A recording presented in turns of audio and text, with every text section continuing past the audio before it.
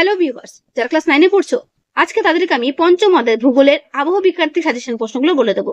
এর আগে আমি চতুর্থ অধ্যায় দিয়ে রেখেছি, তৃতীয় অধ্যায় দিয়ে রেখেছি। ঠিক আছে, তোমাদের সেকেন্ড ইউনিট টেস্টের সিলেবাসে কিন্তু এই অধ্যায়টা রয়েছে। তো ভালো করে কিন্তু প্রশ্নগুলো দেখে নাও, আর আগের ভিডিওগুলো যারা এখনো দেখো না কিন্তু অবশ্যই ক্লাস 9 প্লেলিস্ট ফলো করে দেখে নিও। ঠিক আছে, তো চলো শুরু করছি। প্রথমে দেখে নাও 1 নম্বর প্রশ্ন, কোন আবহবিকার প্রক্রিয়ায় শিলা পেঁয়াজের খোসার মতো খুলে যায়?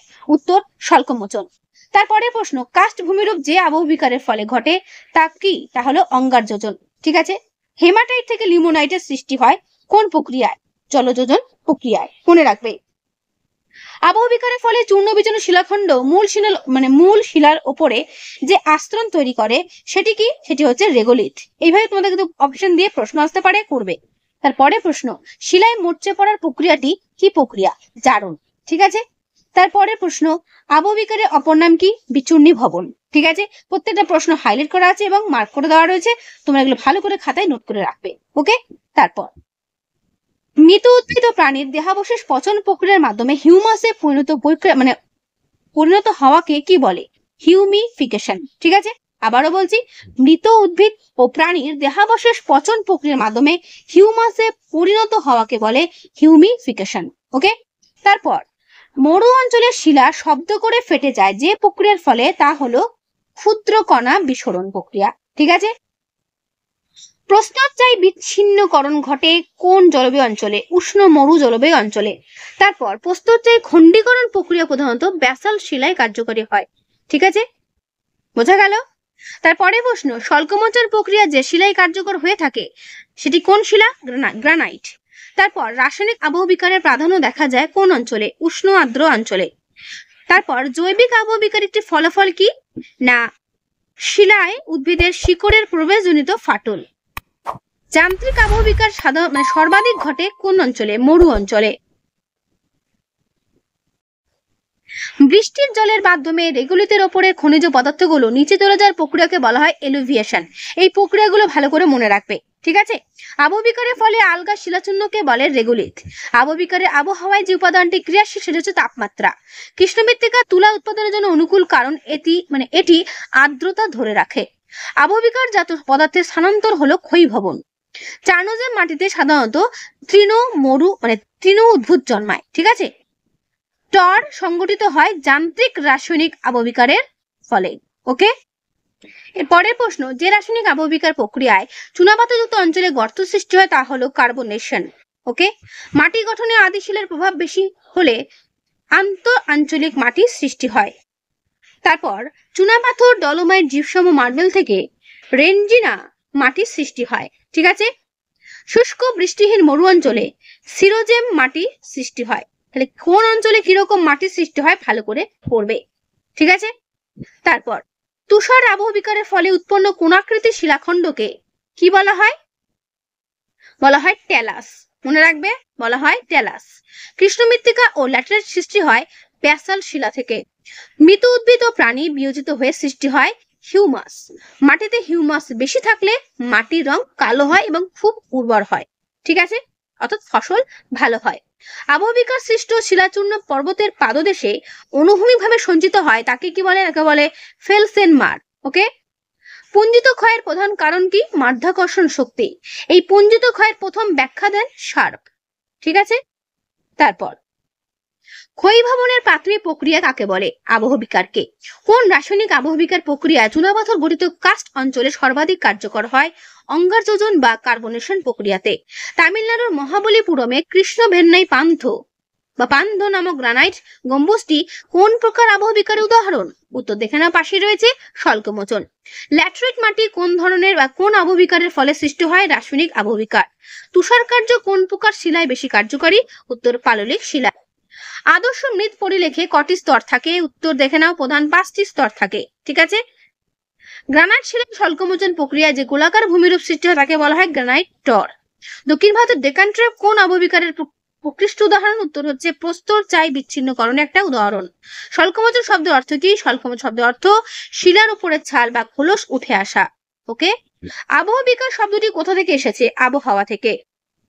তারপরের প্রশ্ন, বিষমসত্ব শিলায় কি ধরনের আবহবিকার বেশি ঘটে? উত্তর ক্ষুদ্র কণা বিস্ফোরণ। আর সমসত্ব শিলায় স্বল্পমোচন। কোন জলবায়ু অঞ্চলে রাসায়নিক আবহবিকারের প্রাধান্য লক্ষ্য করা যায়? উত্তর নিরক্ষীয় ও আর্দ্র মৌসুমী জলবায়ু অঞ্চলে। ঠিক আছে। বৃষ্টির জল সংকীর্ণ নালার সৃষ্টি করে মৃত্তিকা ক্ষয় করলে তাকে বলা হয় কি? নালী ক্ষয় বা রিল ইরোশন। সংকোচন ও প্রসারণ বল কোন আলোড়নের সঙ্গে যুক্ত?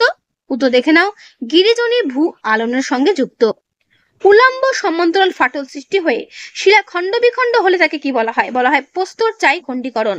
শিলা খনিজের সঙ্গে মৃদু কার্বনিক অ্যাসিড যুক্ত জলের বিক্রিয়া ঘটা আবহবিকারের প্রক্রিয়া কি বলে? উত্তর কার্বনেশন বা অঙ্গযোজন। তারপরের প্রশ্ন, উইপোকা ইঁদুর কি ধরনের আবহবিকার ঘটায়? উত্তর যান্ত্রিক মানে জৈব যান্ত্রিক আবহবিকার। প্রাকৃতিক শক্তি দ্বারা শিলাস্তরের বিচ্ছিন্ন ভবন, বিয়োজন ও অপসারণের সম্মিলিত প্রক্রিয়াকে কি বলে? বলে ক্ষয়ীভবন। চুনাপাথর যুক্ত অঞ্চলে সৃষ্ট লাল রঙের কর্দমাক্ত মাটিকে কি বলে? টেরারোসা। ঠিক আছে, এগুলো ভালো করে করবে, 1 নম্বরের জন্য বলছি। ঠিক আছে, তোমাদের পরীক্ষা কিন্তু এবারও 40-এর মধ্যেই হবে, সুতরাং যেগুলো আমি বলছি সেগুলো মন দিয়ে করে যাও, কমন্তের মধ্যেই পেয়ে যাবে। আবহবিকার ও পুঞ্জিত ক্ষয়ীভবনের সম্মিলিত ফল হলো নগ্নীভবন, বা আবহবিকার ও ক্ষয়ীভবনকে একত্রে বলা যেতে পারে নগ্নীভবন। আবহবিকারের মাধ্যমে সৃষ্ট রেগুলিত মৃত্তিকা সৃষ্টির মূল উপাদান। ঠিক আছে, করবে। কলোয়েডের শব্দের অর্থ কি? আঠা। তাপমাত্রা পার্থক্য শিলার মধ্যে প্রসারণ ও সংকোচন সৃষ্টি করে। বৃষ্টির জল ও কার্বন ডাইঅক্সাইডের বিক্রিয়ায় কি উৎপন্ন হয়? কার্বনিক অ্যাসিড উৎপন্ন হয়। 3 নম্বর বা 2 নম্বর প্রশ্ন দেখে নাও, আবহবিকার টিকা। Very very important. এখান থেকে আবহবিকারের সংজ্ঞা হয়ে যাবে, আবহবিকারের বৈশিষ্ট্য হয়ে যাবে, আবার উদাহরণও হয়ে যাবে। ঠিক আছে, যান্ত্রিক আবহবিকার বলতে কি বোঝো? দেখে নাও পুরো উত্তর। পুরো উত্তরটা পুরো দেখিয়ে দিচ্ছি, যাদের বই নেই চিন্তার কোনো কারণ নেই, এখান থেকে অ্যান্সার তোমরা পেয়ে যাবে। টিকার জন্য করবে হিউমাস। ঠিক আছে, এই হিউমাসটা পড়লেই হিউমিফিকেশনটা পড়া হয়ে যাবে। রেগুলিত কি? এই রেগুলিতের পুরো উত্তরটা এই পর্যন্ত শেষ হলো। আবহবিকারের অপর নাম বিচুনি ভবন কেন? করবে। ক্ষয়ীভবন কাকে বলে? যদি মনে করো এই অ্যান্সার গুলো তোমাদের টেক্সট বুক থেকে করতে পারো, খুব ভালো হয়। নগ্নীভবন কাকে বলে? স্ক্রি বা ট্যালাস কাকে বলে? ফেলসেনমার বা ব্ল্যাক স্প্রেড কাকে বলে? ভেরি ভেরি ইম্পর্টেন্ট প্রশ্নগুলো। টেরারোসা কি? ঠিক আছে, করবে। এই পর্যন্ত উত্তর শেষ হল। সোলাম কি? করবে। টর কি বা টর কাকে বলে? করবে।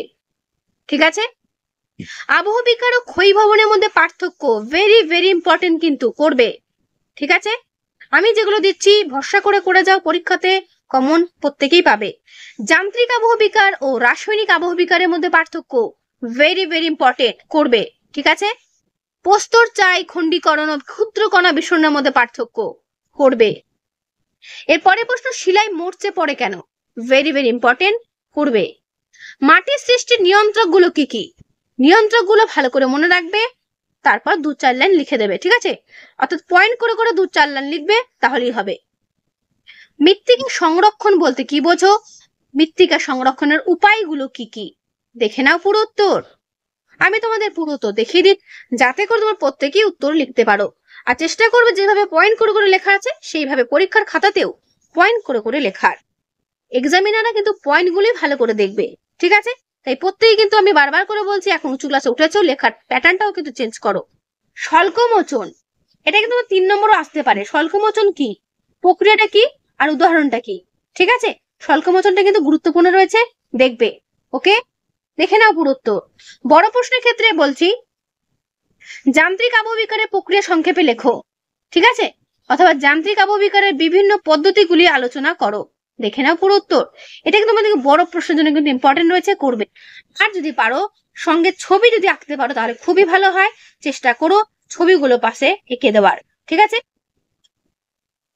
প্রত্যেকটা ডিটেলস লিখবে এবং যদি পারো পাশে একটা করে ছবি এঁকে দিতে পেন্সিল দিয়ে, সেক্ষেত্রে প্রশ্নের যে অ্যান্সারটা হবে তার মান তো বুঝতেই পারছো, এক্সামিনারও খুশি হবে এবং অ্যান্সারের জন্য তোমরা নম্বরও বেশি পাবে। ঠিক আছে, তাই চেষ্টা করবে ছবি আঁকার। ঠিক আছে, তো দেখে না পুরো উত্তর। আর আমি বলবো এখান থেকে বড় কোশ্চেন অ্যান্সার না করে নিজেদের টেক্সট বুক থেকে অ্যান্সারটা করতে, সেখানে ছবিটা সহজ দেওয়া রয়েছে এবং লেখাগুলোও সহজ দেওয়া রয়েছে। আরেকটা করবে, রাসায়নিক আবহবিকার কাকে বলে? প্রধান 4 প্রকার রাসায়নিক আবহবিকারের বর্ণনা দাও। ঠিক আছে, যান্ত্রিক আর রাসায়নিক আবহবিকারটা কিন্তু ভেরি ভেরি ইম্পর্টেন্ট বড় প্রশ্নের জন্য। এবং আরেকটা কথা বলে রাখি, উত্তর দেখাতে সেটা হচ্ছে দুটো কোশ্চেনের অ্যান্সার তৈরি করলে অনেক 2 নম্বরের কোশ্চেন অ্যান্সার তোমাদের অটোমেটিক্যালি তৈরি হয়ে যাবে এই বড় প্রশ্ন দুটো করলে। বুঝতেই পারছো? ঠিক আছে, যেভাবে লেখা রয়েছে পয়েন্ট করে সেভাবে লিখ। তো এর পুরো উত্তরটা কিন্তু এই পর্যন্ত শেষ হলো। ওকে, জৈবিক আবহবিকার কাকে বলে এই সংজ্ঞাটা মনে রাখবে, এবং এই জৈবিক আবহবিকার কি পদ্ধতিতে সংগঠিত হচ্ছে সেই পদ্ধতিগুলো কিন্তু মনে রাখবে। ঠিক আছে, এটা কিন্তু আমি তোমাদের 4 নম্বরের জন্য বা 3 নম্বরের জন্য বলে রাখছি। তো এই পর্যন্তের উত্তর শেষ হলো। আবহবিকারের ফলাফল সংক্ষেপে লেখো, এটাও করে রাখবে যে আবহবিকার যে এত রকমের হচ্ছে তার ফলাফলটা কি, এটাও কিন্তু ইম্পর্টেন্ট প্রশ্ন। তো এটাও কিন্তু মানে চেষ্টা করলে করতে পারো, তার থেকে বড় কথা পয়েন্ট ধরে ধরে লেখার চেষ্টা করো। ঠিক আছে, দেখে নাও ভালো করে পুরো উত্তর। এর পুরো উত্তর তোমাদের ঠিক এই পর্যন্ত শেষ হলো। ওকে, আর একটা কথা বলি, তোমাদের প্রশ্নের উত্তরে কিন্তু অনেকগুলো পয়েন্ট রয়েছে, কিন্তু তোমরা চেষ্টা করবে 7টা কি 8টা পয়েন্ট মনে রাখার। ঠিক আছে, অত পয়েন্ট মনে না রাখলেও চলবে, মিনিমাম 6টা তো পয়েন্ট তোমাদের মনে রাখতেই হবে। ঠিক আছে, তো এই হলো তোমাদের আবহবিকার চ্যাপ্টার থেকে সাজেশন প্রশ্ন, যেগুলো আমি বললাম সেগুলো প্রত্যেকে ভালো করে করো, পরীক্ষাতে এর মধ্যেই কমেন্ট চলে আসবে। ওকে, তো আজকে এই ভিডিওটা আমি এখানে শেষ করছি। কেমন লাগলো অবশ্যই কমেন্ট জানিও, ভালো লাগলে অবশ্যই লাইক করে দিও বন্ধুদের কাছে। তো আজকে এখানেই, দেখা হবে নেক্সট ভিডিওতে।